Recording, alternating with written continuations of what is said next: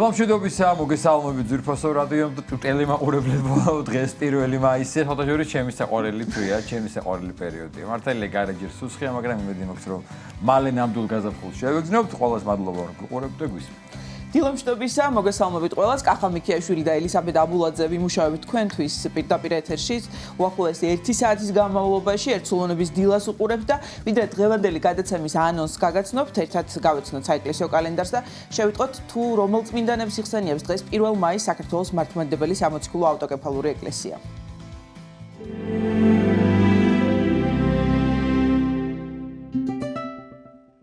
1 მაისს წმინდა მართლმადიდებელი სამოციქულო ეკლესია მოიხსენიებს ღირს ბასილი რატიშვილს, ღირს იოანეს, ღირსი გრიგოლ დეკაპოლელის მოწაფეს, წმინდა მოწამეებს ვიქტორის, ზოტიკეს, ზენონს, აკვინდინეს და სევერიანეს, წმინდა კოზმა ნაღვსარებელს, ქალკედონელ ეპისკოპოსს და ღირს ავქსენტის, წმინდა მოწამე იოანე ახალს.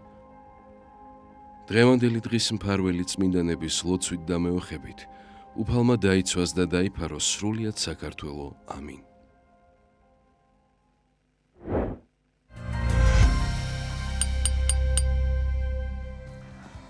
გილოცავთ ყველას დღევანდელი წმინდანების სცენებას, ჩვენ კი წარმოგიდგენთ ანონსს და სტუმრების ვინაობას გაგაცნობთ. ბუნებრივია მოძღვარი გვეწევა, საავადმყოფო პერიოდში მყოფები, დაღმართული ბრწყინვალე დღესასწაულის დღეებია, განსაკუთრებული პერიოდი, განსაკუთრებულ სასიხარულო და ისეთი შინაგანად ამაღლებული პერიოდია და მათ შორის ბრწყინვალე აღდგომა და დღესასწაულთა დღესასწაულზე ვისაუბრებთ. სწორედ მოძღვართან ერთად შემოგვიერთება ვაკეში მდებარე წმინდა ანდრია პირველწოდებულის სახელობის ტაძრის მღვდელმსახური დეკანოზი საბა ჭიკაიძე. თბილისის სასულიერო აკადემიასა და სემინარიას რუმინეთის ქალაქ იასის ალექსანდრე იონე კუზას სახელობის უნივერსიტეტის თეოლოგიის ფაკულტეტის ლექტორი, პროფესორი მღვდელი ბრინზა ბოგდან ვლადუტი ეწვია. ვიზიტის ფარგლებში მამა ბოგდანი შეხვდა თბილისის სასულიერო აკადემიისა და სემინარიის რექტორს, თეოლოგიის, ფილოლოგიის, პოლიტიკის მეცნიერებათა დოქტორს, პროტოპრესვიტერ გიორგი ზვიადაძეს.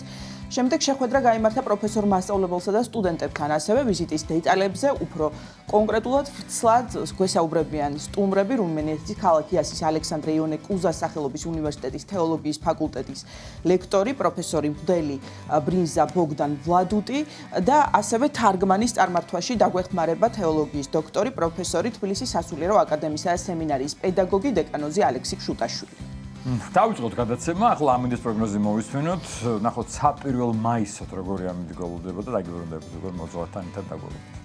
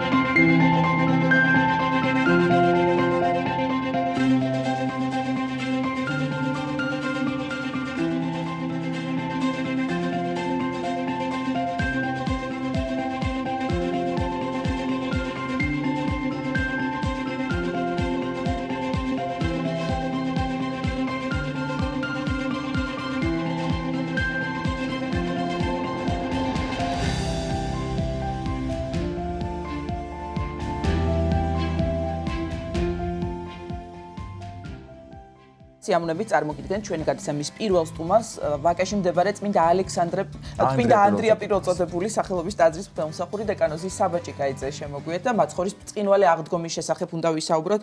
დაგლოცეთ მამასაბა, ძალიან დიდი მადლობა. ჭიშმარიტად ავსდგა. მადლობა. კიდევ ერთხელ, აი აღდგომის სიხარულში ვიმყოფებით ბუნებრივია, განსაკუთრებით აი ამაღლებამდე პერიოდი და ზოგადად მთელი წლის განმავლობაშიც ვიდრე მომავალ აღდგომამდე. რა თქმა უნდა, გვინდა ვისაუბროთ სწორედ იმის შესახებ, თუ რა მოუტანა ქრისტეს ბრწყინვალე აღდგომამ კაცობრიობას. რა მოხდა ამით კაცობრიობისთვის, ადამიანისთვის და აი სწორედ აი აღდგომის დღესასწაულის არსის შესახებ რომ გვესაუბროთ. აღდგომის დღესასწაული არის ჩვენი ბედნიერება. აი ყველა ადამიანი ხო იცის ბედნიერებას. ვინც ადეძებს ამ ბედნიერებას, ვიღაცას რაღაცა მატერიალური შიგონია, ვის რა შიგონია, ხო? აღდგომა არის ნამდვილი ბედნიერება. აღდგომა არის ის, რასაც ელოდა კაცობრიობა მთელი თავისი არსებობის განმავლობაში დღიდან მისი დაცემის. აღდგომა მის ყველაფერი ჩვენ მოგვიტანა. წინასწარმეტყველებები, რომლებსაც წინასწარმეტყველებდნენ ძველი აღთქმის წინასწარმეტყველნი, მთელი ძველი აღთქმა ქრისტეს ამ ქვეყანაზე მოსვლა, ხარება, მისი განკაცება, შობა, მისი ცხოვრება, შემდგომ უკვე ის უმძიმესი და უდიდესი ენით გამოუთქმელი მსხვერპლი, რომელიც მან გაიღო ჩვენთვის, ხო? ის გარდაცვალება ჯვარზე მოხდა ის ყველაფერი იმისთვის, რომ მოხდარიყო აღდგომა. აღდგომამ განაახლა და შეცვალა სრულიად მთელი ჩვენი ცხოვრება და მთელი სამყარო. თავიდან ბოლომდე შეცვალა.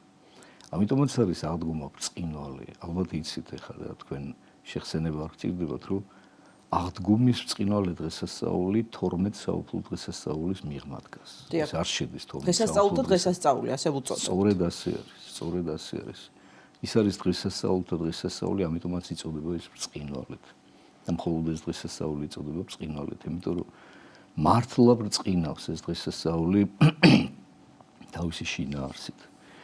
და მისი შინაარსი კიდევ ზუსტად ის გახლავთ, რა ადამიანს ბედნიერება მოუტანა. ყოველ ჩვენთაგანს მოგვიტანა ბედნიერება, რითი? იმიტომ რომ შეგვარიგა ღმერთთან. დაგვიბრუნა ის შესაძლებლობა, რომელიც ჩვენ დაკარგული გვქონდა. ჩვენ ვიყავით დაბლოკილები, ჩვენ ვიყავით შებურკილები აი ამ ცოდვის მიერ. ჩვენში შეერჯო რაღაცა ისეთი ეკალი, რომლის გამოღებაც ადამიანმა თვითონ ვეღარ შეძლო, აი ცოდვის ეკალი. დაზიანდა ადამიანური ბუნება.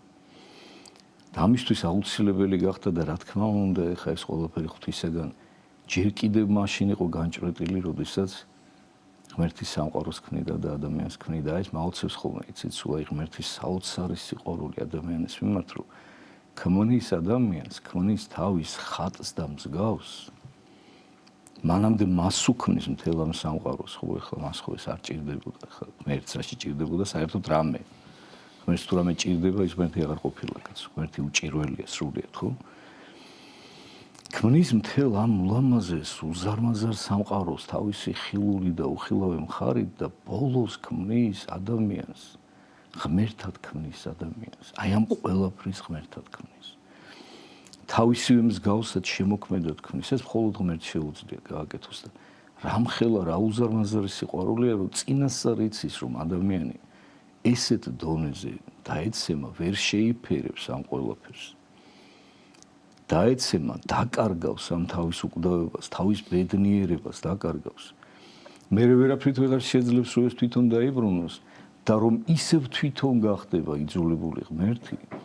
იძულებული, რა თქმა უნდა, ხა პირობითი გაგებით ამას, რომ განკაცდეს, დაემსგავსოს ისევ თავის ქმნილებას, რომელსაც ქმნის და მისი გულისათვის აიტანოს ტკივილები მისგანვე. თავის მიერ შექმნილი უსაყვარლესი ქმნილების გადარჩენისათვის რომ მოვა, იმ ქმნილებისაგან შემდეგ დამცირება, ტკივილი, ეკლის გვირგვინი, მათრახები, ცილის წამება, უკანასკნელი სიკვდილი აიტანოს ჯვარზე.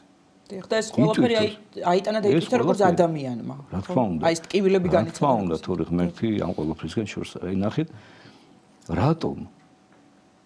აი ეს მიკვირს, აი ეს საოცარი სიყვარული მაგიჟებს, იმიტომ რომ იცის ეს ყველაფერი, რომ წინასწარ მოუვა, მაგრამ მაინც ქმნის ადამიანს. ამ მზად არის, ამიტომაც არის, რომ ჩვენ ვამბობთ და ხშირად ვადასტურებთ, რომ წამშიც ასე გვიწერია, ხო, რომ ჯვარს ეცვა უფალი, ჯვარს კი არ აცვეს. ჯვარს ეცვა, იმიტომ რომ ჯვარს ეცვა ჩვენთვის ხო ვამბობთ. იმიტომ რომ უფალს ეს რომ არ ენება, რა თქმა უნდა, ეს ყოველთ შეუძლებელი იქნებოდა. წარმოუდგენელი როგორ შეიძლება ხა ადამიანი ოდესმე ღმერთს მოერიოს და ღმერთი მოკლას და ჯვარზე გააკრას, ეგეთი რაღაცა არ არსებობს. მაგრამ ეს უფალმა თავად ინება და თავად დაიმდაბლა, თავი ბოლომდე და დაიმდაბლა იმიტომ რომ მე აღდგარიყო. იცოდა რომ აღდგებოდა, იცოდა რომ მას სიკვდილი ვერ მოერეოდა, მაგრამ ეხა ზოგი ამბობს რომ ეხა უფლისთვის ადვილი იყო აღდგომაო და ადვილი იყო ჯვარცმაო, იმიტომ რომ იცოდა რომ მაინც აღდგებოდა. ნურას უკაცრავად ჩემო მაყურებლებო და მსმენელებო, ვინც ასე ფიქრობთ, იმიტომ რომ პირიქით გეტყვით მე თქვენ რომ ძალიან რთულია, როცა წინასწარიც ის ყველაფერი და ჩვენ გავიხსენოთ გეცემანის ბაღში უფლის ლოცვა, ხო, როგორი განცდები აქვს, წარმოიდგინეთ რა სიტყვები ამოდის მისი ადამიანური ბუნებიდან, განკაცებული ბუნებიდან, რომ თუ შესაძლებელია ამაცილება, ამოღოს სასმელი. იმდენად იცის ყველაფერი ის ტკივილი, იმდენად განიცდის, რომ მახარებელი გვეუბნება, რომ სისხლის წვეთებთან ერთად მომდიოდა უფლის წვეთები, ანუ უფლის სისხლად გადაიქცაო, იმხელა განცდები ჰქონდა მას, რავი, ზოგიერთი ჭკუის კოლოფი დღეს ამტკიცებს, რომ ეს ყველაფერი არ გამოსდია უფალს და ის ღმერთი იყო და რა უჭირდა მასო და მას შეეძლო რას ლაპარაკობ. ეხლა ეს ვიგულისხმე, როდესაც კითხეთ, რომ აი ადამიანური ბუნებით განიცადა, ხო, ყველა ადამიანური ბუნებით ნებისმიერი ადამიანი განიცდის ამ ტკივილს. რასაკვირველი ღმერთს ვერ გააკრო ჯვარზე, გამორიცხული. ადამიანი გაეკრა ჯვარზე, მაგრამ ამ ადამიანთან შეერთებული ყოფთაებრივი იპოსტასიც. მამასაბა, ეს მარხვა, რომელიც წინ უძღვის აღდგომას, დიდ მარხვას უწოდებთ, ანუ მხოლოდ დღეების გამო დიდი თავის მნიშვნელობით, რომ ყველა დიდ დღესასწაულსვებით 40 წელი შემდგომ ბრწყინვალეში ნებიშვიდეულის როდ გამორჩეული პერიოდი. თქვენ ასე დაიწყეთ, რომ ბედნიერება აღდგომა და მოვიდა ჩვენი გამოხდის, მაგრამ იმით არის ჩვენი წმენა ჭეშმარიტი, იმით არის მარადიული, რომ ეს არის ცოცხალი და იმიტომ გავდივართ ამ დღეებს, რომ ჩვენ ყველაფერი განვიცადოთ და არა ოღონდ მოხდარი ამბავი გავხსენოთ. რამდენად ხდება ეს ადამიანში ამ ბედნიერების შეგრძნება, რამდენად ხდება ამის განცდა, რაც შენარჩუნება. ხანდახან შეგრძნება, შენარჩუნებას ვიღადაედებს, ხანდახან შეგრძნებას, იმიტომ რომ შეიძლება ისე გავლიოთ მარხო, ისე ვიმორხულოთ, შევხვდით ადგომას, რომ რაც ვიყავით, იგივე ვართ, არაფერი არ შეცვლილა. აირანაირი ბედნიერება შინში, ვერანაირი აღდგომა ვერ ვიგზენით. გარდა იმისა, რომ ჭეშმარიტად თქვით და კვერცხი და პასკა და ანუ ჩვენში რომ მოხდეს ეს გასაგებია, სრულად ალბათ შეუძლებელია, ალბათ ერთეულების ხვედრია, მაგრამ რაღაცა ხომ უნდა შეიცვალოს. რაღაცა თუ ჩემთვის გაეკრა ღმერთი, თუ აღდგომა მოხდა ჩემთვის და ნამდვილად ჩემთვის მოხდა, ჩემთვის პირადად ჩემთვის. მაშინ ჩემთვის რაღაც ხომ უნდა შეიცვალოს, თუ ეს არ ხდება, რა ხდება მაშინ? ძალიან კარგი შეკითხვა. მე რა ვიცი, არაერთხელ მithქვას ამ ბოლო დროს განსაკუთრებით ხშირად ვამბობ ხოლმე, რომ ადამიანის გადარჩენა იქიდან იწყება, როცა მიხვდება, რომ პირადად მისთვის ჯვარზე გაეკრა ღმერთი და პირადად მისთვის აღდგა. პირადად, შენთვის, აი უნდა დაივიწყო ყველა სხვა, ვინც კი არსებობს დედამიწაზე, ჩათვალე, რომ შენ ხარ ის ადამიანი, რომელიც ღმერთმა შექმნა და შენთვის კვდება ღმერთი, შენთვის აღდგება. ამის გააზრება ყველაზე მნიშვნელოვანია მართალს ამბობ ახლა, იმიტომ რომ აგერ ამხელა მარხვა უძღვის წინ, ხო? ამხელა მარხვა სწორედ იმისთვის უძღვის, რომ ჩვენ ეს ვიგრძნოთ და გავიაზროთ.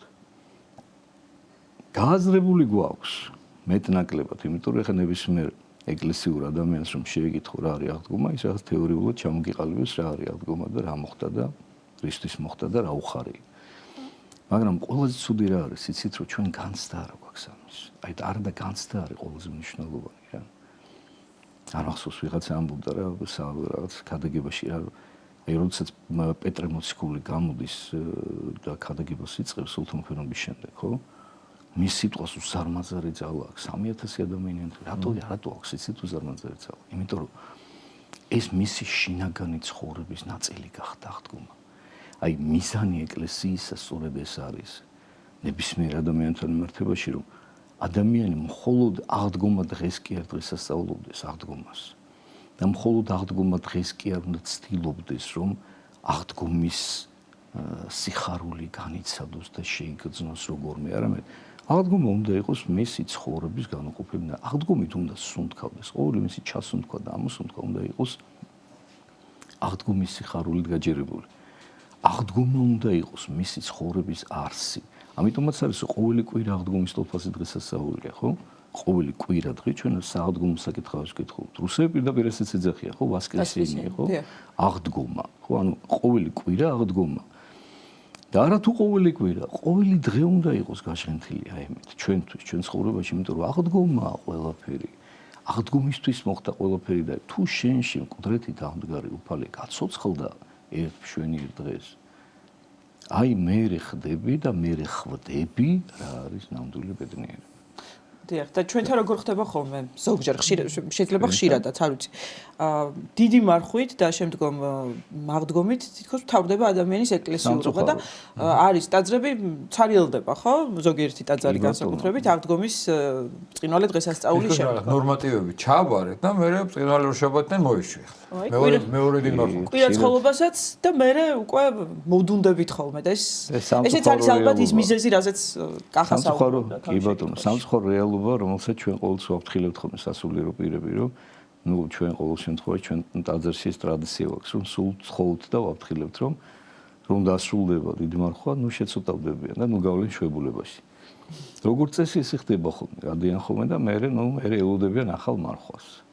და ისიც ელოდებიან ხოლმე თქვათ სავარაუდოდ შობის მარხვას, იმიტომ რომ პეტრე-პავლობის და მარიამის მარხვას ცოტა არასერიოზულად ეკიდებიან ხოლმე რა და ახლა შობას ასე თუ ისე აღიარებენ და დიდ მარხვას ხოლმე კარგი, ხა დიდ მარხვას ისეთი ურწმუნო ადამიანების მარხულობენ ხანდახან რომ გაგიკვირდება.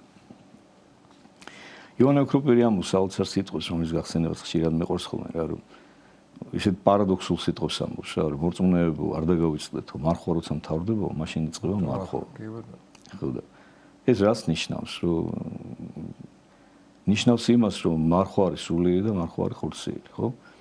ჩვენ ხორციელი მარხვით იმიტომ მარხულობთ, რომ სულიერად გავძლიერდეთ. ანუ ჩვენ რაღაც ხორციელ საკვებს იმისთვის ვიკლებთ, რომ სულიერი ვნებების მოთოკვაში დაგვეხმაროს, ვისწავლოთ ზოგადად თავშეკავება და ვისწავლოთ საკუთარი თავის ფლობა და მართვა, ხო? ამისთვის მარხულობთ.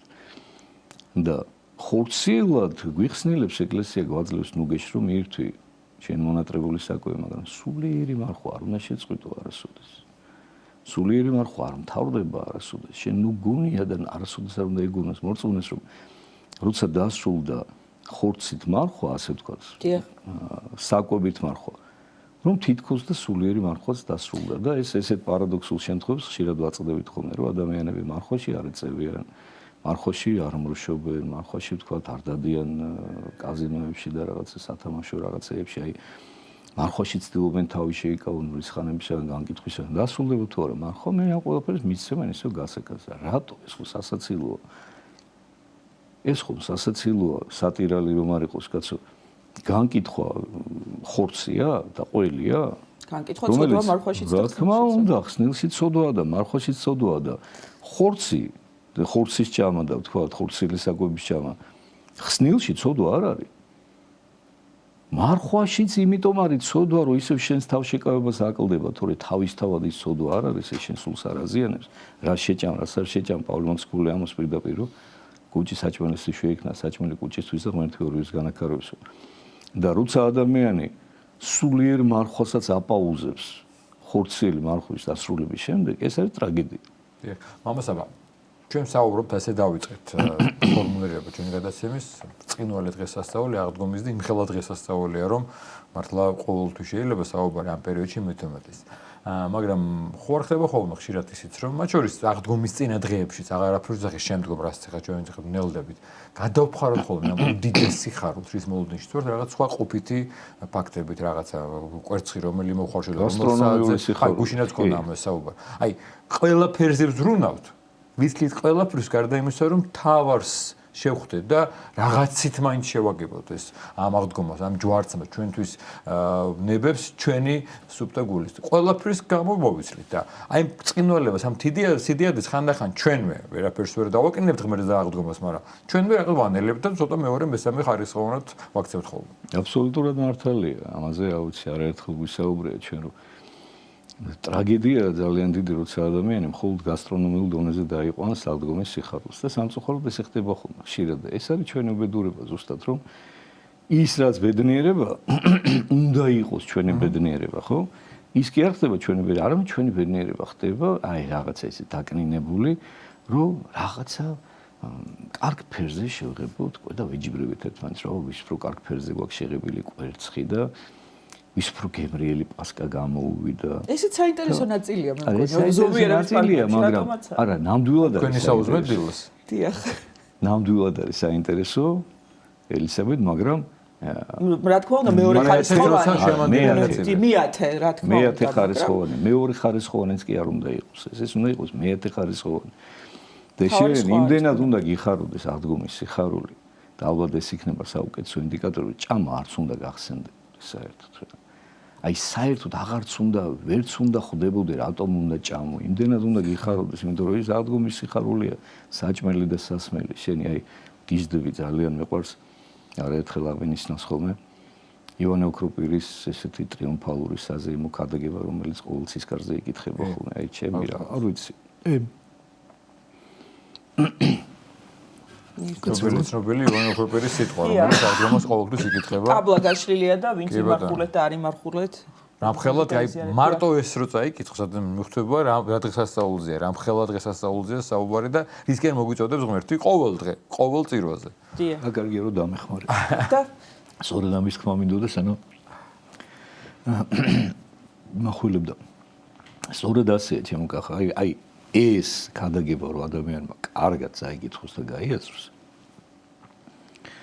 სრულიად საკმარისია რა, იმისთვის რომ მუდმივად აღდგომის სიხარულით იყოს სავსე მისი გული და აი მე რო წარმომიდგენია ხოლმე რომ ივანე ოქროპირი როგორ განიცდიდა ალბათ. აი სულ ესეთი კეთილი შური თუ რო იწყიან ხოლმე შურს ხოლმე რომ მეთქი ღმერთო მეთქი ოდესმე განმაცდევინი აი რამდენჯერაც წამიკითხავს ხო მეც კი მედება რა თქმა უნდა ის მისი მუხტი რომელთაც მას აქვს დაწერილი მაგრამ მე რო წარმოვიდგენ ხოლმე თვითონ როგორ განიცდიდა ამ ყველაფერს აი თვითონ როგორ გძნობდა ამას როგორ ქადაგებს როგორ ამბობს აი როგორი მოკლე ქადაგებაა მაგრამ ყოვლის მომცველი თავიდან ბოლომდე მთელი არსი ჩანს აღდგომის აი ბრწყინვალე რო ეწოდება ამ დღესასწაულს აი ეს ქადაგება პირდაპირ ბრწყინავს რა აი ამ აღდგომის სიხარულით ბრწყინავს ეს ქადაგება რომ როგორ გვიხსნის რომ რა მოხდა როგორ მიმართავს ჯოჯოხეთს სიკვდილს პავლე მოციქულის სიტყვებით რომ სადარ ჯოჯოხეთო ძლევაი შენ სადარ სიკვდილო საწერტელი შენ სხვა შორის ბევრი რაღაცა ცუდად ხვდება ხოლმე ყურში რა მათ შორის სასულიერო პირებიც არასწორად ამ საწერტელს ამბობენ ხოლმე საწერტელია სწორი იმიტომ რომ საწერტელი ძველ ქართულად ნესტარს ნიშნავს იმ ნესტარს რომლითაც სიკვდილი შხამავდა და კლავდა ადამიანს და სადღაო ესო გაქრაო აღდგა ქრისტეო და შენო დაირღვეო აღდგა ქრისტეო და სიცოცხლე ზეიმობსო უკეო და მოქალაქობსო აღარ არისო და მე ამოსწორებ იმასა რომ ყველასათვის გაშლილია ტრაპეზიო ნუ რა ვინ ნუ წავა მშიერიო ვინც იმარხულა ვინც არ იმარხულა ვინც იღვაწა ვინც არ იღვაწა ვინც პირველი ჟამიდან მოღვაწეობდა ვინც მე-11 ჟამს მოვიდა ყველასთვის აი მე არ ვიცი რა რა ვიცი აი გულგრილად აი რამდენჯერმა წაკითხული რამდენჯერმა მოსმენილი აი რამდენჯერაც ვკითხულობ იმდენჯერა ეს საოცარი სიხარული შემოდის მაგრამ სამწუხაროდ მეც ესე მინელდება იმიტომ რომ სამწუხაროდ მეც არ ვარ კმაყოფილი ჩემი სულიერი ცხოვრებით და უგრძნობ რომ თუ ჩემ სულიერ ცხოვრებას რაიმე აკლია და ბევრი რამე აკლია დღესდღეობით სამწუხაროდ სწორედ იმიტომ აკლია რომ იმ აღდგომის სიხარული ჩემი განცდისეული არ არის, ჩემი შინაგანი ცხოვრების ნაწილი არ არის და მე ყოველ დღე და ყოველ წუთიერად ამას არ ვატარებ. აი ამიტომ ხდება ეს ყველაფერი, არა და მიზანი ეკლესიური ცხოვრებისა სწორედ ეს არის, რომ ადრე თუ გვიან ადამიანმა აღდგომის სიხარული თავის სუნთქვად, თავისი ცხოვრების წესად, თავის შინაგან ცხოვრებად დაიმკვიდროს. აი ეს არის ყველაზე მნიშვნელოვანი. და ეს თუ არ ხდება, ყოველ შემთხვევაში მიზნად მაინც უნდა ქონდეს ეს ადამიანს დასახული ამის გარეშე რა ვიცი თავის მოტყუება გამოდის საბოლოო ჯამში ეკლესიური ცხოვრება რა და მე მინდა შეგახსენოთ რა რომ საშიშია ძალიან უშინაარსო ეკლესიური ცხოვრება იმიტომ რომ აი დღევანდელი სიტყვებით და ტერმინოლოგიით რო ვთქვათ სწორედ ეკლესიურმა ადამიანებმა გააკრეს ქრისტეს ჯვარზე თავის დროს რა და აი ვერ ჩვენგანაც კარგად იცოდნენ ჯული და თვითონ ეკლესიები აი ხო ხედავთ აი რამდენად საშიშია ეს ყველაფერი ხო აქედან გამომდინარე რომ თუ შენში შინაგანი ცხოვრება არ ცხოვრობს, თუ შენში არ გაცოცხლდა ქრისტე ჯერ არ მოკვდა და მე არ გაცოცხლდა, ანუ ეს რას ნიშნავს, რომ ჩვენც ესე უნდა მოვიქცეთ, რა ჩვენ თუ რასაც უფალი გვეუბნება უარყავ თავის შენიერ, თუ ჩვენში არ მოვაკვდინეთ ის ძველი ადამიანი და თუ არ გავაცოცხლეთ ქრისტე, როგორც პავლე მოციქული ამბობს, ცოცხალ არღარა მე ვარ, არამედ ქრისტე ჩემ შორის. აი ეს თუ არ მოხდა, ისე ჩვენ დავრჩებით მოჩვენებით ფარისეվել ქრისტიანებად, რომლებიც ვცდილობთ, რომ თავი მოვიტყუოთ და დავიჯეროთ, რომ ვითომ ქრისტიანულად ცხოვრობთ რა. აი სწორედ აღდგომის სიხარული აკეთებს ამას, აღდგომის შემეცნება, აღდგომის განცდა აკეთებს ამას ადამიანში, რომ გაცოცხლდეს და მართლა გაცოცხლდეს და ახარ აი უკვდავება შემოდის უკვე შენში აღდგომასთან ერთად. ანუ ეს აღდგომა ის კი არ არის ქრისტემ ლაზარე რო აღადგინა და ის მერე ისევ რომ მოკვდა, არა. ეს უკვე ის აღდგომა, რომელიც არასოდეს აღარ მოკკლავ შენ.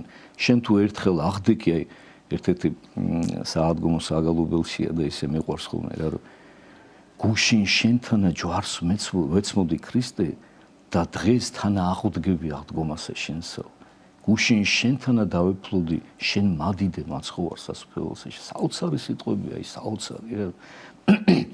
შენ თუ გუშინ ქრისტესთან ერთად ჯვარს ეცმოდი და დაეფლოდი. დღეს უკვე შეგიძლია რომ ეს აღდგომის სიხარულის განიცადო მასთან ერთად და ეს სიხარული უკვე მოუკლებელია. შენი გულიდან ამას ვერასოდეს ვეღარავინ ვეღარ წაგართმევს, როგორც პავლე ბრძანებს ხო, რამ განგვაშოროს ჩვენ სიყვარულს ამას ქრისტესთან. შეუძლებელია ამას ვეღარ განეშორება ერთი თუ შემოვიდა ისე მყარად და მკაცრად და მერე უკვე სურვილი გიჩნდება რომ ქრისტესთვის მოკვდე. ალბათ ეს იქნება რაღაცა დასტური იმისა რომ შენ მართლა გაცოცხლდი სულიერად, აი ეს თუ გაჩნდა შენში რომ აი შენ აღარ გეშინია სიკვდილის, იმიტომ რომ სიკვდილი განქარვებულია უკვე შენში, აი ამ აღდგომის სიხარულმა მოიტანა შენს გულში და შენ გინდა შინაგანად მოთხოვნილება გიჩნდება როგორც პირველ ქრისტიანებს, რომ ქრისტესთვის მადლიერების ნიშნად თავი გაწირო. ეს სიცოცხლეც კი გემეტება, იმიტომ რომ იცი რომ უკვდავი სიცოცხლე გაჩუქა უფალმა თავისი აღდგომით და ეს აღდგომის სიხარული შემოდის სწორედ ჩვენში ყოველი ზიარების დროს უნდა შემოდიოდეს. ჩვენ მუდმივად ამას სიმბოლურად კი ავიხსენებ ზიარებას. ზიარების დროს ჩვენ ყოველთვის ვესწრებით საიდუმლოსერობას. ქრისტეა იმ დროს, რომელიც თავის სიხსა და ხორცს გვთავაზობს, ეს უნდა ვიცოდეთ, ეს უნდა გვახსოვდეს ყოველთვის.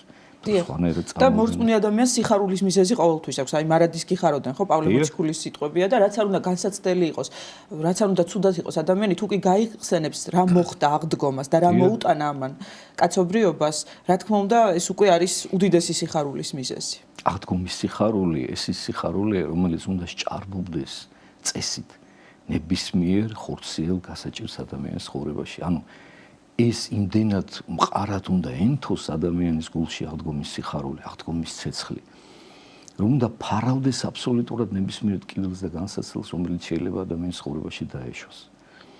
აი ეს უნდა სჯობნიდეს და სჯაბნიდეს ყველაფერს აბსოლუტურად და აი მაშინ იქნება სწორედ ის რომ ამბობს პავლე მოციქული რომ მარადის გიხაროდენ, მაშინ მარადიულად გვექნება ჩვენი სიხარული. ნუ თუ წმენა აქვს ადამიანს ამის იმ შემთხვევაში ალბათ ესე ხდება. ხო, რა თქმა უნდა, რა თქმა უნდა. დიდი მადლობა. დიდი მადლობა. კიდევ ერთხელ შევახსენოთ ჩემს მენელს, რომ ჩვენ აღდგომის პერიოდში იმყოფებით. ამაღლებამდე ესეც უნდა ვისაუბროთ, ქრისტე აღდგათი, თუმცა არ ნიშნავს იმას, რომ ამაღლების მერე არ არის აღდგომის სიხარული. სწორედ ამაზე ვისაუბრობთ ჩვენ. ცერეფნის არული ყოველდღე ესალმებოდა სხვა ქრისტე. ჭეშმარიტად. ვაკეშმდებარე წმინდა ანდრია პირველწოდებული სახელობის ტაძრის მღვდელმსახური დეკანოზის საბჭი გაიდა სწორედ აღდგომის ბრწყინვალე დღესასწაულის მნიშვნელობაზე და სულიერ მხარეზე გვესაუბრებთ. ახლა უკვე არის 7 გზის ლოცვის დრო, მოვისმინოთ ლოცვას 9 საათზე და დავუბრუნდებით სტუმრებთან ერთად დავგველოდეთ.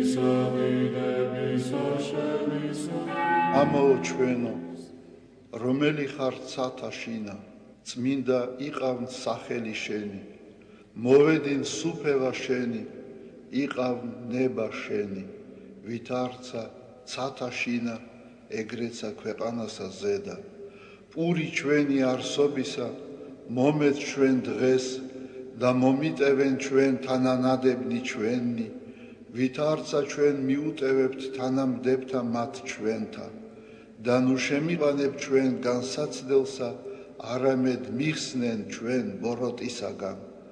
რამე თუ შენი არს სუფევა, ძალი და დიდება, მამისა, დაძისა და წმინდისა სულისა, აწდა მარადის და უკუნითი უკუნისამდე.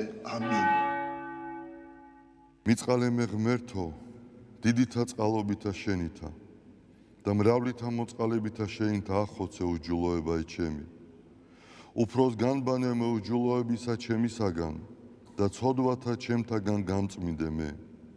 რამე თუ უჯულოება ჩემი მე უწყი და ცოდვა ჩემი წინაშე ჩემსა არს მარადის.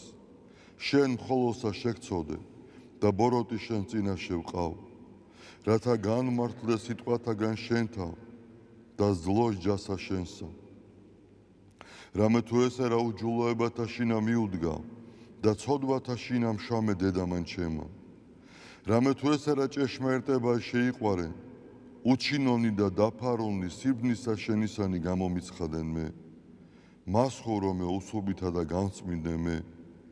განბანო მე და უფროს თოვლისაგან სპეტაკნე, მას მინო მე გალობაი და სიხარული და იხარებდნენ ძვალნი დამდაბლებულნი.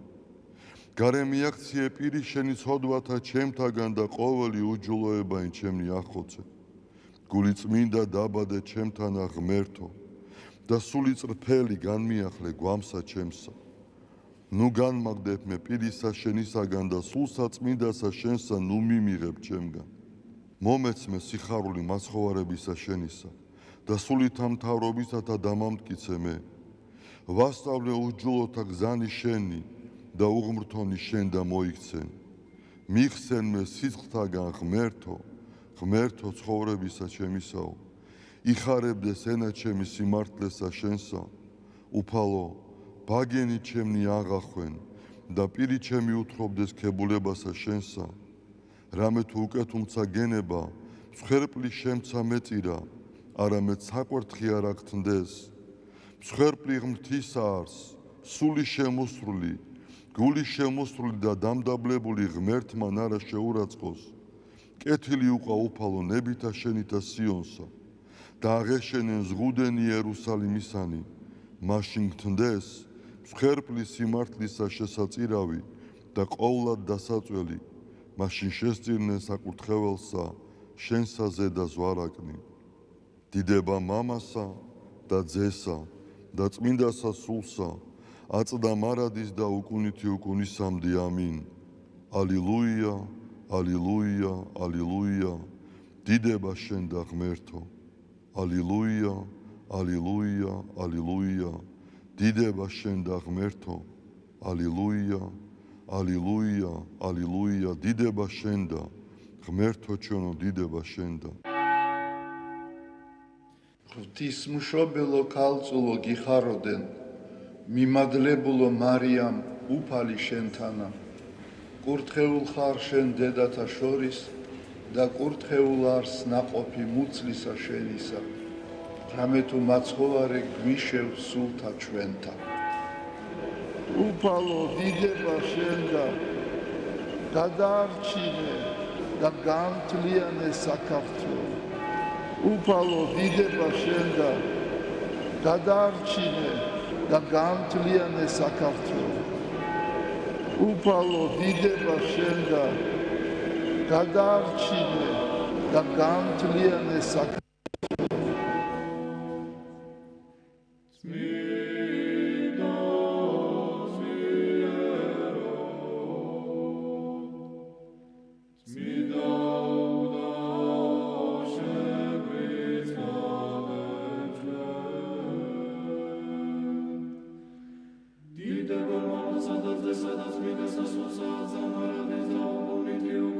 Amen.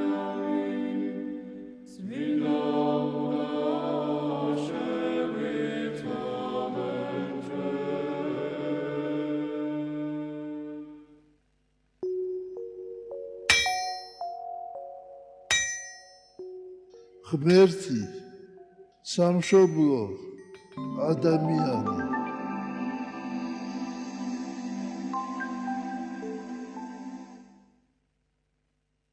ქრისტე აქ გამდრეთით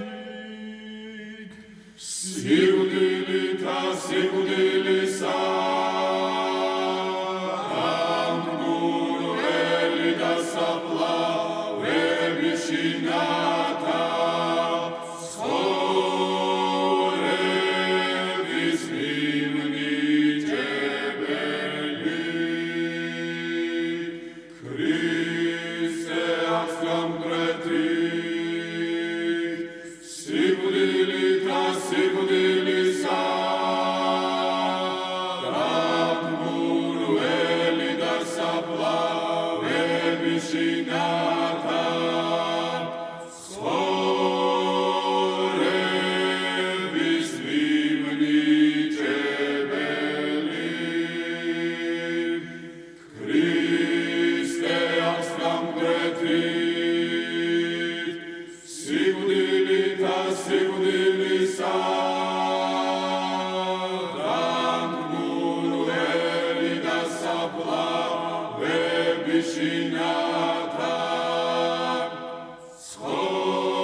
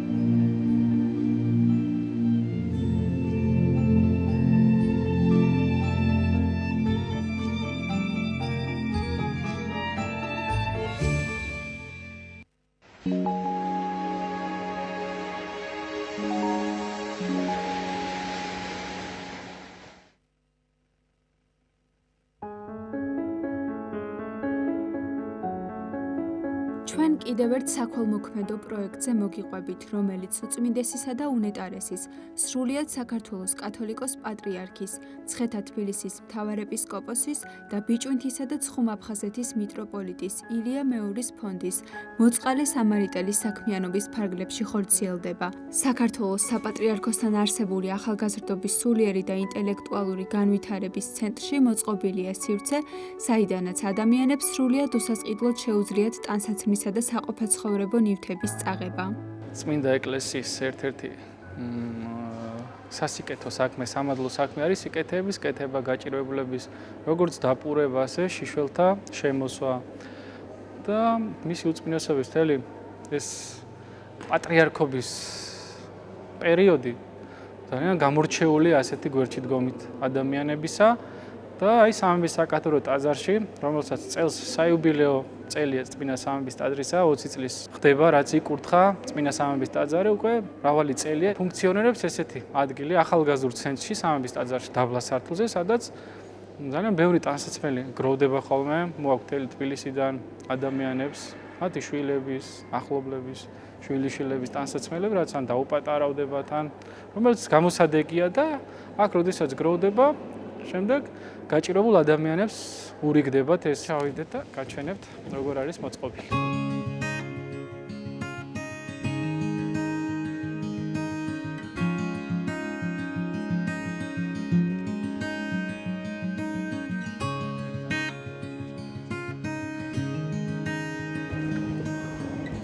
აი ეს არის ის სივრცე, სადაც წლებია ესე ფუნქციონირებს და უამრავი ათასობით კი არა, შეიძლება 10,000-ობით ადამიანს დადგომია გვერდში.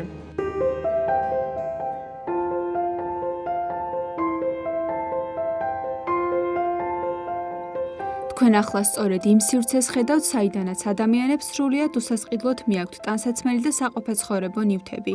ამ კეთილ საქმეში კი უამრავი შემომწირველის ხელი ურევია. ისინი ყოველდღიურად სტუმრობენ ამ გარემოს და აქ პირადი მოხმარების სხვადასხვა ნივთი მოაქვთ. ამ ყველაფრის მიზანი ერთია: სიკეთის ხელი გაუწოდონ იმ ადამიანებს, რომლებსაც ახლა მათი დახმარება ყველაზე მეტად სჭირდებათ.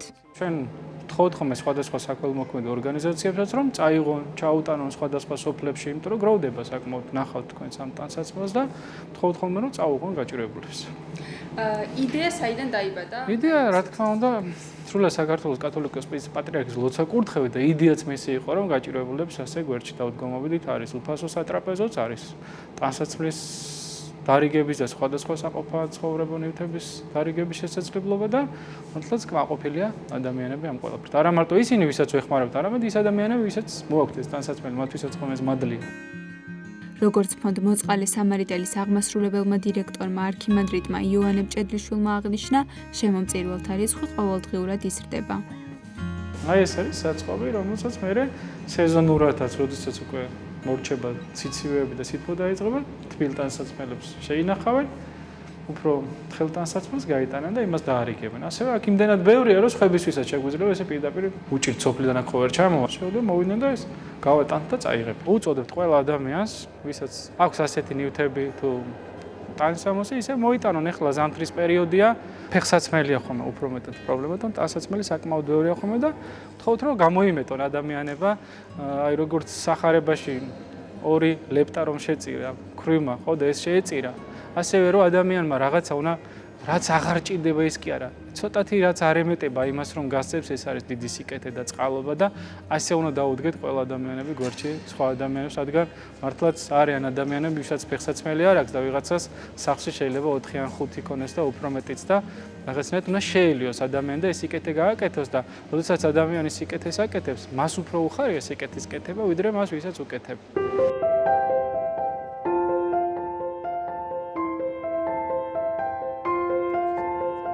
ყოვლადწმინდა სამების სახელობის ახალგაზრდული ცენტრის სივრცეში თქვენ ნახავთ ქალების, მამაკაცებისა და ბავშვების სეზონისთვის შესაფერი სტანისამოს, აქსესუარებს, სათამაშოებს, სუვენირებს და სხვა ბევრ ნივთს, რომლებიც ყოველდღიურ ცხოვრებაში გამოიყენება.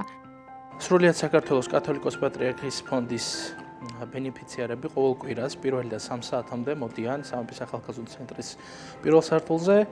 სარგებლობენ სიკეთით, ჩვენი ფონდის სტაფი მუდმივად ვცდილობთ, რომ ხელი შეუწყოთ, რომ არჩიონ სასურველი ტანისამოსი, ფეხსაცმელი, სათამაშოები, ბავშვები მოდიან უამრავი.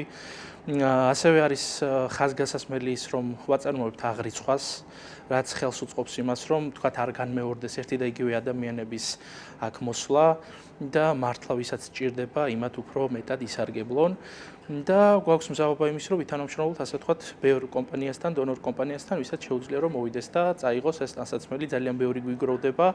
ვახარისხებთ ყოველკვირეულად აქ მოდიან ჩვენი ასე ვთქვათ, მრევლის წევრები, რომლებიც ვახარისხებთ, ვთქვათ, ზამთრის ტანსაცმელი ცალკე, ზაფხულის ცალკე, ქალბატონებისთვის, მამაკაცებისთვის, ბავშვებისთვის და ასე შემდეგ. ეს არის ყველაზე დიდი სივრცე, სადაც არის ქალბატონებისთვის განთავსებული, უკვე დახარისხებული ტანისამოსი, რომლებიც სურვილისამებრ მოდიან, არჩევენ, რაოდენობას არ უზღუდავთ ჩვენ რა თქმა უნდა. აქეთ არის უკვე წარმოდგენილი ბავშვებისთვის, მოზარდი ბავშვებისთვის, ტანისამოსი, უფრო გოგოებისთვის, ასევე ქურთუკები, ვახარისხევთ. გვაქვს ფეხსაცმელების დიდი არჩევანი, ხომ იქით მხარესაც გვიწვია.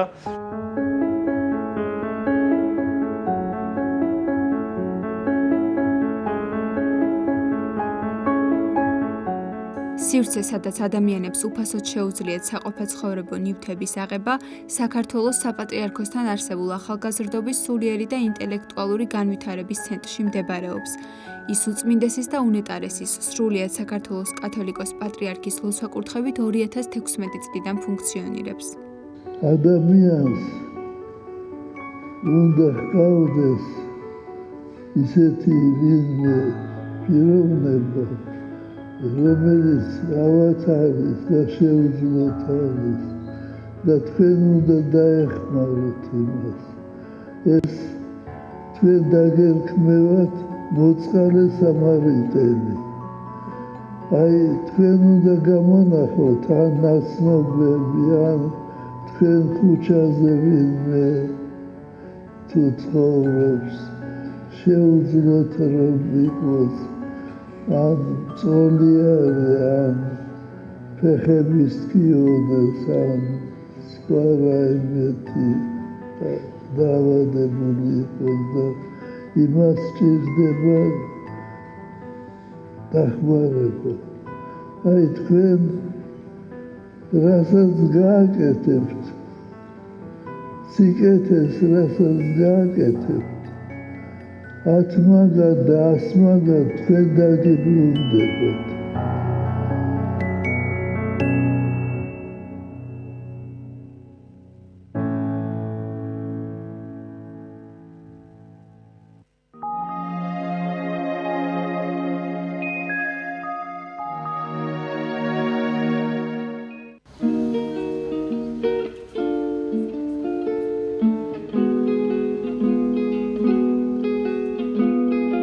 მე ვარ თევდორე გოგოლაძე და უკვე 1 წელზე მეტია, რაც შევისწავლი და ვიკვლევ უენო სალამურს. ჩემი მთავარი მიზანია ახალგაზრდები მინდა რომ დავაინტერესო. ვაჩვენო რომ აი ეს ინსტრუმენტი ძალიან საინტერესოა და მნიშვნელოვანი არის. და ერთგვარად ყოფაშიც დაბრუნდეს და არა მარტო სცენაზე უნდა იკვრებოდეს ეს საკრავები, არამედ თვითონ საკუთარი სიამოვნებით აი ყოველდღიურობაში ასრულებდნენ. სალამურზე ბავშვობიდან უკრავდა, გაიზარდა, დრო გავიდა და საკრავის სიყვარულმა მასში ბევრად უფრო დიდი ინტერესი და მიზანი გააჩინა. ქართული მუსიკალური ინსტრუმენტის, სალამურის თვითმყოფადობის შენარჩუნება და მისი პოპულარიზება. მესამე კლასიდან უკრავ სალამურზე და წლების განმავლობაში თეი ჩემი სკოლის პერიოდი ვიყავი მოსწავლე ახალგაზრდობის სასახლის ინსტრუმენტალურ ანსამბლში. მუშაობ ფოლკლორის ცენტრში უკვე რამდენიმე წელია და ვარ საიტების ადმინისტრატორი. ტვირთავ სხვადასხვა აუდიო მასალებს, საარქივო მასალებს. და აღმოაჩინე, რომ უენო სალამურზე არსებობდა სხვადასხვა ძველი ჩანაწერი. კარლ-ნახევარის სიგრძის მცენარის ღეროს გულს ამოაცლიან ჯოხით ან თოფის ზომით. პირველად მაშინ გამიჩნდა ეს ინტერესი. აღმოჩნდა ცოცხალი ეთნოფორი ზაურ თეთრაშვილი, რომელიც იყო ცოცხალი ტრადიციის მატარებელი. და აი ამის შემდგომ უფრო დავინტერესდი ფოლკლორის ცენტრში ახალი გახსნილი ქონდა საიტი folk catalog.g, სადაც აი პირდაპირ ხელის გულზეა გადაშლილი მთელი საარქივო მასალები. რომ მეგონა რომ 1-2 მელოდია იყო შემორჩენილი უენო სალამურზე, აღმოჩნდა პირდაპირ დამახული განძი. საქართველოში სალამურის უძველესი დროიდან არსებობა არქეოლოგიური გათხრებისას მოპოვებული მასალებით დასტურდება. როგორც ცნობილია, 1928 წელს მცხეთის არქეოლოგიური ექსპედიციის დროს სამთავროს სამაროვანის ჩრდილოეთ უბანზე აღმოაჩინეს უენო სალამური, რომელიც გედის ძვლისგან იყო დამზადებული. პირველი უენო სალამური ფიქსირდება დაახლოებით ჩვენს წესარიცხვამდე მე-14 საუკუნეებით აღმოჩენილია წყემსი ბიჭის გედის ძვლის უენო სალამური. ეხლა ხელში ასმიჭირავს ეს სალამური. შეიძლება ესე ვუწოდოთ აღმოსავლეთ საქართველოში გავრცელებული ტრადიციული უენო სალამური. ივანე ჯავახიშვილმა ჩამოგვიყალიბა ეს მკაცრი ტრადიციული წესი, რომელიც რაც ყველა მესალამურე ითვალისწინებდა. სალამური ზრდებოდა დიდგულასგან და იცავდნენ ესეთ ოქროს წესს. ერთი ციდა ზედა ნაწილი, ერთი ციდა შუა ნაწილი, სადაც თანაბრად დაშორებული თვლებია განთავსებული 6 თვალი და 4 თითის დადება ქვედა ნაწილი. იქიდან გამომდინარე, რომ ყველა შემსრულებელს საკუთარი ხელის ზომა გააჩნდა, შესაბამისად ყველას გამოდიოდა თავისი უნიკალური ინდივიდუალური ბგერათა რიგი. აი მაგალითად, ეს სალამური აღვადგინე ფირუზ ალიაშვილის ბგერათა რიგის მიხედვით. გადმოცემით, აი გოლდიათური აღნაგობა ჰქონდა ამ ადამიანს და შესაბამისად ძალიან გრძელი უენო სალამურის გამოვიდა. თევდორე გოგოლაძე უკვე 1 წელია უენო სალამურის ისტორიას იკვლევს. წყაროებს, ვიდეო, აუდიო და ვიზუალურ მასალებს ამუშავებს და სხვადასხვა სოციალურ პლატფორმაზე ტვირთავს. ეხლა მე თქვენ გაჩვენებთ პირველ საქართველოში ერთ-ერთ უძველეს უენო სალამურს, რომელიც დათარიღებულია ჩვენს წელთაღრიცხვამდე მე-14-მე-15 საუკუნით. აი ესე გამოიყურებოდა დაახლოებით გედის ძვლისგან გაკეთებული ერთ-ერთი უძველესი უენო სალამური. როგორც თავად ამბობს, საკუთარი მიზნისკენ სწრაფვა ძალიან საინტერესო და სასიამოვნო პროცესია. ამას იმ წამიდან მიხვდებით, როდესაც უენო სალამურზე, მის ისტორიასა და მნიშვნელობაზე იწყებს საუბარს. უენო სალამური ისევე განსაზღვრავს ქართული კულტურის იდენტობას, როგორც ასევე სხვა ხალხური საკრავები, როგორც არის ფანდური, ჭუნირი, ჭიანური, ლარჭემსოინარი და სხვა. ენიას აქ გამარტივებული, ანუ შესრულება ძალიან მარტივი, იმიტომ რომ გააჩნია სადინარი, სადაც უნდა ჩაბერო და პირდაპირ გამოცემს ხმას. ერთადერთი რა სირთულეს წარმოადგენს ენიან სალამურზე, ესაა ჰაერის კონტროლი. ხოლო უენო სალამურს რაც შეეხება, ამას ემატება უკვე თავად ტუჩის გარკვეული ტექნიკა და ჰაერის ისეთი ფრთხილი კონტროლი, რომ გამოიცეს შესაბამისი ბგერა. თევდორე გოგოლაძე თავადაც ამზადებს უენო სალამურებს. მეტიც, მისივე აღდგენილი უძველესი მელოდიების დაკვრაც არანაკლებ კარგად გამოსდის. ესა სიღნაღში მცხოვრები ივანე რაიბულის კუთვნილი უენო სალამური. ერთ-ერთი მის თავის რეგიონში ცნობილი უენო სალამური იყო 90-იან წლებში გარდაიცვალა. და მისმა ქალიშვილმა მათხოვა ეს უნიკალური უენო სალამურის შესასწავლად. და არქივში დასულია მისი ეს ამ სალამურზე შესრულებული მელოდია და მაგის მიხედვით აღვადგინე და შემიძლია შევასრულო.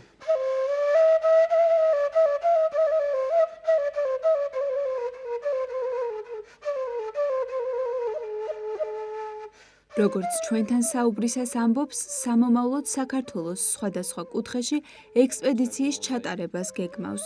სურს იპოვოს და პირადად გაიცნოს ყველა ის ადამიანი, რომელსაც ამ ქართულ მუსიკალურ საკრავთან ოდესმე რაიმე შეხება ჰქონია, ან აქვს. ეს არის ჩემი მიერ გაკეთებული უენო მესალამურეების რუკა ერთგვარი.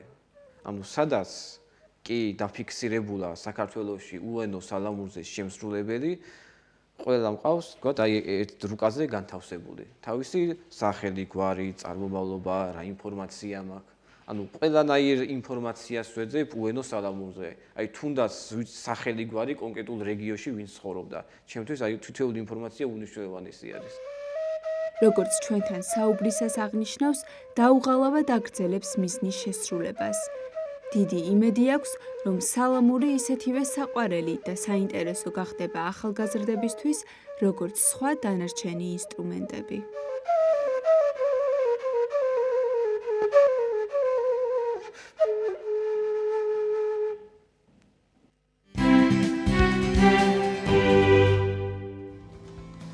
მოგესალმებით ყველას კიდევ ერთხელ ვაგრძელებთ გადაცემას.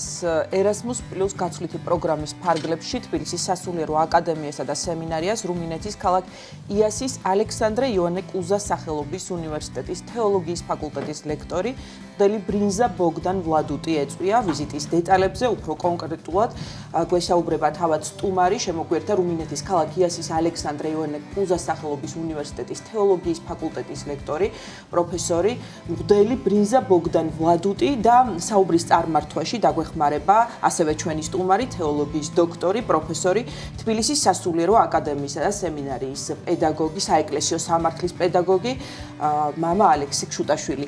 დილამშვიდობის ყველაფრისა, დაგლოცეთ მამებო, მადლობას მოგახსენებთ ჩვენთან მობრძანებისთვის. მამა ბოგდან, კეთილი იყოს თქვენი ფეხი ჩვენ სტუდიაში, მადლობას მოგახსენებთ. Bine să veniți la noi în studio, la televiziune și să ne binecuvântați. Cristi აღდგა. Hristos a înviat. Adevărat a înviat. გილოცავთ აღდგომის ბრწყინვალე დღესასწაულს და ჩვენ შესავალში უკვე აღნიშნეთ, რომ თქვენ ბრძანდებით Erasmus+ გაცვლითი პროგრამის ფარგლებში სტუმრად სამუშაო ვიზიტით თბილისის სასულიერო აკადემიასა და სემინარიაში და ამ ვიზიტის ფარგლებში თქვენ უკვე შეხვდით თბილისის სასულიერო აკადემიის რექტორს პროტოპრესვიტერ გიორგი ზვიადაძეს, ასევე აკადემიის კათედრების ხელმძღვანელებს, დეკანებს, ადმინისტრაციის წევრებს, თანამშრომლებს, სტუდენტებს, რაც მთავარია და მათ წაუკითხეთ ლექციები და სწორედ აი ამ შთაბეჭდილებებზე და თქვენი ვიზიტის მნიშვნელობაზე გვინდა რომ გკითხოთ. Noi am spus că sunteți aici în programul de Erasmus între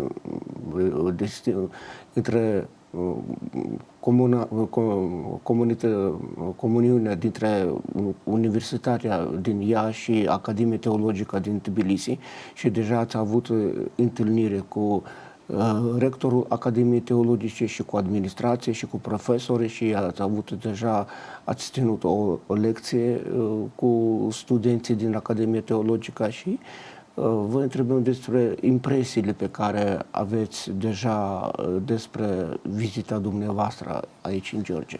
Întâi de toate se cuvine să vă mulțumesc pentru invitație și este o onoare pentru mine să mă aflu în acest studio de televiziune. Didi Madluba, moto istuita cemți Didi Pativi, vim copiii Sakartveloși.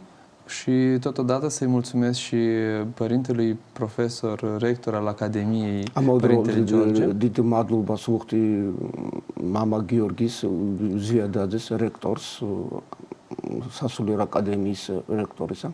Pentru primirea avramică de care a dat dovadă și pentru grija de a avea tot ce este necesar în această perioadă a șederii mele. Am stუმართ მოყვარეობისთვის დიდმადლობას ვუხდი მამა გიორგის და სასულიერო აკადემიის ადმინისტრაციას აბრაამის სტუმართ მოყვარეობისთვის და ანუ ყველა ფრისთვის რაც თქვათ დამხვდა მე აქ საქართველოში. Și desigur pentru dragostea tuturor celorlalte cadre didactice din cadrul Academiei și deschiderea față de mine de care au dat dovadă. Da, მოვდროულად მადლობას ვუხდი ყველას ვინც დამხვდა მე აქ საქართველოში სასულიერო აკადემიაში და ზოგადად საქართველოში ამ სიყვარულის და სტუმართ მოყვარეობისთვის. M-am bucurat foarte mult să am această oportunitate de a cunoaște studenții de la Academia de Teologie din Tbilisi. ამავდროულად ძალიან დიდად მადლიერი ვარ, რომ მომეცა მე საშუალება, რომ გავეცნო აქაური სასულიერო აკადემიის სტუდენტებს. Și de aceea am încercat să le pun și lor în față o parte dintre preocupările mele în zona teologiei academice. Da, ამავდროულად მე მომეცა საშუალება, რომ მე მიმეცა ინფორმაცია ჩემი თეოლოგიური კვლევების შესახებ, რომ მიმეცა ინფორმაცია. Gândindu-mă că și ei, ca și mine, s-au întrebat ce rost sau cum mai pot fi Sfinții Părinți ai Bisericii actuali și pot ei răspunde problemelor cu care noi ne confruntăm astăzi. Da. სტუდენტებმა გაიგეს ანუ ჩემი ლექციების მეშვეობით რაოდენ არის შესაძლებელი რომ თეოლოგია იყოს აქტუალური და თანამედროვე პრობლემების პასუხისგამცემი. Ajutându-mă de teologia Sfântului Maxim Mărturisitor în acest sens. კონკრეტულად მაქსიმე აღმსარებლის თეოლოგია რაოდენ არის აქტუალური დღევანდელ დღეს. Așa că două problematici importante pe care le-am abordat au fost una privind Sfânta Împărtășanie și modul în care ea îl transformă pe om și dacă astăzi mai înțelegem în acest fel Sfânta Împărtășanie sau cum ne raportăm noi la ea ca oameni și credincioși ai bisericii. ანუ ორ ძირითად საკითხზე გავამახვილო ყურადღება. პირველი ეს არის სწავლება მაქსიმე აღმსარებლისა ზიარების შესახებ და ზიარება როგორ გარდაქმნის ჩვენს ცხოვრებას, ქრისტიანულ ცხოვრებას. Iar o a doua tematică care privește ecologia ca și concept general, dar raportat atât la mediul înconjurător, dar cât și personal. და მეორე საკითხი არის ეკოლოგია, ანუ პიროვნული ეკოლოგია, ადამიანის როგორ გარდაქმნის ჩვენ ადამიანებს, ჩვენი პიროვნული ცხოვრება ქრისტიანულ ცხოვრებაში. Pornind de la întrebarea pe care tânărul i-a adresat-o Mântuitorului, ce să fac ca să mă mântuiesc? გამომდინარე იმ კითხვიდან, რომელიც ახალგაზრდა ადამიანმა დაუსვა მაცხოვარს, რა გავაკეთო იმისთვის რომ ვცხოვდე. Și răspunsul Mântuitorului a fost acesta, să iubești pe aproapele tău ca pe tine însuți. და მაცხოვრის პასუხი იყო, შეიყვარე ახლობელი შენი, როგორც შენი საკუთარი თავი, შენი თავისთვის. La care eu am mai adăugat, dacă așa cu îngăduință, și ceea ce te înconjoară, adică mediul înconjurător la fel. Așa cum te iubești pe tine și iubești pe Dumnezeu, trebuie să-L iubești și pe aproapele, dar și mediul înconjurător în care trăiești. და მე ჩემს ლექციაში გავავრცე ეს მაცხოვრის სიტყვები, არა მხოლოდ შენი ახლობელი შეიყვარე, არამედ შენი სამყარო შეიყვარე, რომელიც შენს გარშემო არის ბუნება და ყველაფერი, რაც არის შენს გარშემო, არა მხოლოდ ადამიანი, არამედ სამყარო, რომელიც არის შენს გარშემო, უნდა შეიყვარო. În limba română avem o expresie care spune așa: omul sfințește locul. რომილ ენაში ესეთი გამოთქმა გვაქვს ჩვენ, რომ ადამიანი აკურთხევს იმ გარემოს, რომელშიც იმყოფება. Tot omul a fost cel care a adus la căderea lumii. ადამიანი იყო მიზეზი სამყაროს დაცემისა. În acest sens are o responsabilitate față de lumea în care trăiește. შესაბამისად ადამიანს აქვს პასუხისმგებლობა სამყაროს წინაშე. დაინტერესება როგორი არის და იყო დღესაც აქვს მამა ბოგდანს ლექცია როგორც ვიცით თბილისის სასულიერო აკადემიასა და სემინარიაში და აი სტუდენტების მხრიდან კითხვები თუ იყო და რამდენად საინტერესო წარიმართა ეს სალექციო კურსები. Მასზე რამდენად მოახდინეს დავიშტილება ჩვენო სტუდენტებს. Да, но этим даже отсутствует лекции для студентов din Academia Teologică și dacă ați avut o interacțiune, dacă au avut întrebări din partea studenților și dacă a avut un interes, dacă ați avut acest interes din partea studenților. Eu m-am bucurat foarte mult pentru că tema i-a interesat foarte mult și am constatat asta din întrebările pe care le-am primit. Nu am mai avut timp pentru a răspunde tuturor întrebărilor și asta m-a bucurat pentru că am înțeles că chiar am ajuns acolo unde trebuie. ჩემთვის ძალიან დიდი სიხარული იყო იმის გამო რომ ძალიან ბევრი კითხვა იყო სტუდენტების მხრიდან და ძალიან დიდი ინტერესი იყო აუდიტორიის მხრიდან ლექციის მიმართ და სამწუხარო იყო ის რომ დრო არ ჰქონდა სათანადო იმისთვის რომ ჩვენ ეს დიალოგი ჰქონოდა სტუდენტებთან, იმიტომ რომ ძალიან ბევრი კითხვა იყო მოდიოდა. რასაც მოიცავს ეს სალექციო კურსი, თუმცა იმდენად საინტერესო წარიმართა, როგორც ჩანს, მაინც არ იყო საკმარისი, არ არის. Și asta mi-a permis să mai dezvolt anumite aspecte care nu au fost tratate complet în cadrul prezentării mele, să mai nuanțez. სამწუხარო იყო ის რომ იყო ძალიან ბევრი ისეთი საინტერესო კითხვა და საკითხი ამ ლექციის ფარგლებში და უბრალოდ დრო არ იყო საკმარისი რომ ჩვენ გვესაუბრა ყველაფრის შესახებ. საინტერესო თუ იცოდა მანამდე საქართველოს და ჩვენს ეკლესიაზე, ჩვენს კულტურაზე და დარწმუნებული ვარ იქნება კულტურული პროგრამის მოლოცვითი ნაწილი და აი მისი შთაბეჭდილება ჩვენ ქვეყანას. რა იცოდა და რა დახვდა როგორია შთაბეჭდილება და თუ იქონოთ უკვე რაღაც ექსკურსია. Ați știut despre Georgia ceva, despre informație despre sfintele locuri din Georgia și dacă ați avut posibilitate să vă închinați la da, dacă ați reușit deja să aveți Dragostea mea pentru Georgia s-a născut pornind de la dragostea pentru Sfântul Maxim Mărturisitorul.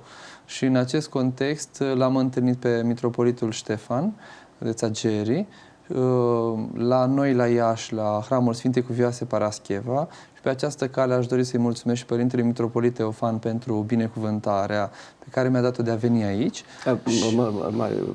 Să intervin cu traducere. უპირველეს ყოვლისა, ჩემი სიყვარული საქართველოს მიმართ წარმოიშვა წმინდა მაქსიმე აღმსარებლის მიმართ სიყვარულიდან. იმიტომ რომ ჩემი დისერტაციის თემა, სადოქტორო დისერტაციის თემა იყო ზუსტად წმინდა მაქსიმე აღმსარებლის სწავლება და მისი შრომები.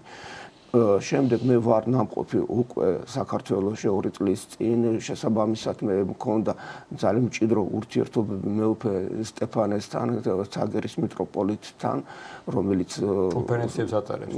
დიახ, კონფერენციებს ატარებს ამ თემაზე მაქსიმე აღმსარებელთან დაკავშირებით. ქალაქ იასში, სადაც მე მოღვაწეობ, იქ იყო ჩამოსული არაერთხელ და შესაბამისად მეუფე თეოფანესთან, რომელიც არის მიტროპოლიტი მოლდოვის და შესაბამისად მასთან ურთიერთობით მე ვეზიარე საქართველოს. თუ დაათვალიერა ახლა და რამ სიახლეთ უნახა, რაც მანამდე არ ქონდა ნანახი. Da, ați vizitat anumite locuri din... Am fost la mormântul, acolo unde este îngropat Sfântul Maxim Mărturisitorul, apoi am venit în zona aceasta a Tbilisului și am vizitat mormântul, m-am închinat la moaștele Sfântului Gavril și, sigur, la crucea Sintenina. მე ვარ ნამყოფი, რა თქმა უნდა, ცაგერში, მე წმინდა მაქსიმეს წმინდა ნაწილებთან ვარ ნამყოფი, შემდეგ მცხეთაში, ახლადან აკადემიამ სიკე აკადემიის ორგანიზებით მოხდა ეს ექსკურსიები.